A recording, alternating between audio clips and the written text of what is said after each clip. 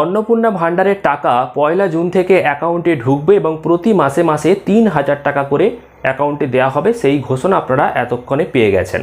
এছাড়াও আপনারা জানেন যে অন্নপূর্ণা ভাণ্ডারের টাকা পেতে হলে আপনার ব্যাংক অ্যাকাউন্টে অবশ্যই ডিবিটি লিঙ্ক থাকতে হবে। এই ডাইরেক্ট বেনিফিট ট্রান্সফার অর্থাৎ ডিবিটি লিঙ্ক না থাকলে অ্যাকাউন্টে টাকা আসবে না। তো এর জন্য আপনারা অনেকেই ডিবিটি লিঙ্ক করার জন্য ছোটাছুটি করছেন, কেউ ব্যাংকে যাচ্ছেন, কেউ সাইবার ক্যাফে যাচ্ছেন। তো যে কোনো প্রকারে বর্তমানে ডিবিটি লিঙ্ক আপনারা করছেন। এবার অনেকেরই ডিবিটি লিঙ্ক আগে থেকে করা আছে।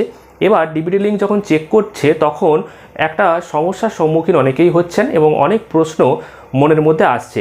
তো সেই সমস্ত প্রশ্নগুলোর মধ্যে সবথেকে কমন যেটা, সেটা হচ্ছে আপনি এতদিন যেই অ্যাকাউন্টে লক্ষ্মীর ভাণ্ডার প্রকল্পের টাকা পেতেন সেই অ্যাকাউন্টটি দেখাচ্ছে না ডিবিটি লিঙ্ক আছে বলে, অন্য কোনো অ্যাকাউন্ট শো করছে।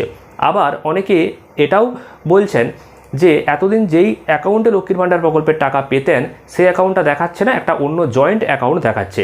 তো সেক্ষেত্রে যদি অন্য কোনো অ্যাকাউন্ট আপনার শো করে বা অন্য কোনো অ্যাকাউন্ট যদি আপনার দেখায় যে এই অ্যাকাউন্টে ডিবিটি লিঙ্ক আছে, তো সেই অ্যাকাউন্টে কি আপনি টাকা পাবেন ভবিষ্যতে অন্নপূর্ণা ভাণ্ডারের? আর যদি জয়েন্ট অ্যাকাউন্ট শো করে তাহলে আপনি কি জয়েন্ট অ্যাকাউন্টে অন্নপূর্ণা ভাণ্ডারের টাকা পাবেন? তো এই বিষয়টিকে নিয়ে আজকের এই ভিডিওতে বিস্তারিত আলোচনা করব, কারণ অনেকেরই প্রশ্ন রয়েছে। তো সেই বিষয়টাকে একদম পরিষ্কার করার চেষ্টা করব। তো অবশ্যই মনোযোগ সহকারে এই ভিডিওটা শেষ পর্যন্ত দেখুন, তাহলে বুঝতে পারবেন। তার আগে ছোট্ট রিকোয়েস্ট, অবশ্যই ভিডিওটিকে লাইক করুন, শেয়ার করুন, চ্যানেলটিকে সাবস্ক্রাইব করুন। ফেসবুক পেজ থেকে দেখলে পেজটাকে অবশ্যই ফলো করে নিন। দেখুন, আপনার নামে যদি একের বেশি অ্যাকাউন্ট থাকে, ধরুন আপনার রয়েছে স্টেট ব্যাঙ্ক অফ ইন্ডিয়া অর্থাৎ SBI ব্যাঙ্কে অ্যাকাউন্ট, পাঞ্জাব ন্যাশনাল ব্যাঙ্কে অ্যাকাউন্ট, ইউকো ব্যাঙ্কে অ্যাকাউন্ট, তো সেক্ষেত্রে আপনার যে কোনো একটা ব্যাঙ্ক অ্যাকাউন্টেই ডিবিটি লিঙ্ক থাকবে। ধরুন আপনি এতদিন SBI অ্যাকাউন্টে লক্ষ্মীর ভাণ্ডার প্রকল্পের টাকা পেতেন, এখন ডিবিটি লিঙ্ক চেক করতে গেছেন কোনো সাইবার ক্যাফে এবং সেখানে আপনাকে বললো যে SBI অ্যাকাউন্ট আপনার শো করছে না, আপনার PNB অ্যাকাউন্ট শো করছে।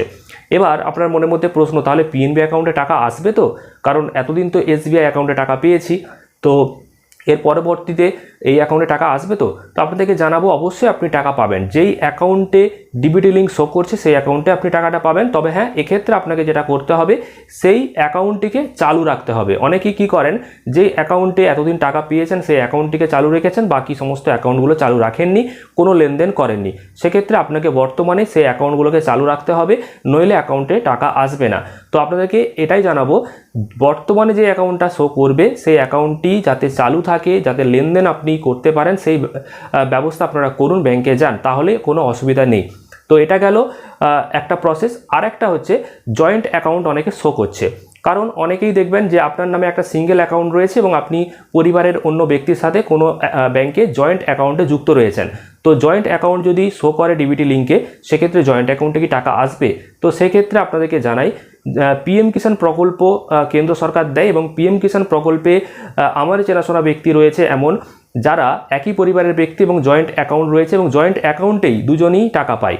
তো সেক্ষেত্রে PM কিষাণ প্রকল্পে যেহেতু ডিবিটি লিঙ্কের মাধ্যমে টাকা ঢোকে এবং একটা ব্যাংক অ্যাকাউন্টেই দুজন ব্যক্তি টাকা পায়, সেক্ষেত্রে অন্নপূর্ণা ভাণ্ডারের টাকাও ঢুকবে, সেক্ষেত্রে অসুবিধা হওয়ার কথা নয়। এক্ষেত্রে যদি রাজ্য সরকার কোনো নোটিফিকেশান জারি করে, কোনো শর্তের চেঞ্জ করে, সেক্ষেত্রে আলাদা ব্যাপার, নইলে টাকা অ্যাকাউন্টে ঢুকে যাবে।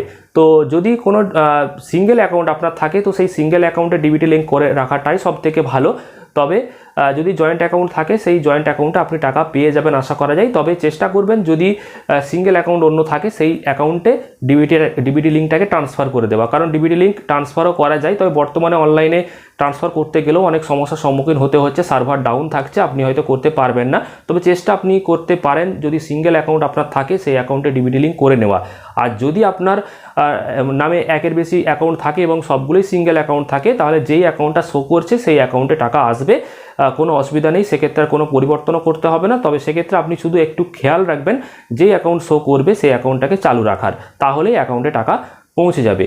আর যারা ডিবিটি লিঙ্ক করতে পারছেন না, নতুন করে করবেন, অর্থাৎ এখনও পর্যন্ত শো করছে না, তারা অবশ্যই ব্যাংকে যাবেন, ব্যাংকে গিয়ে বলবেন যে ডিবিটি লিঙ্ক করে দেওয়ার জন্য, তাহলেই ওনারা করে দেবেন।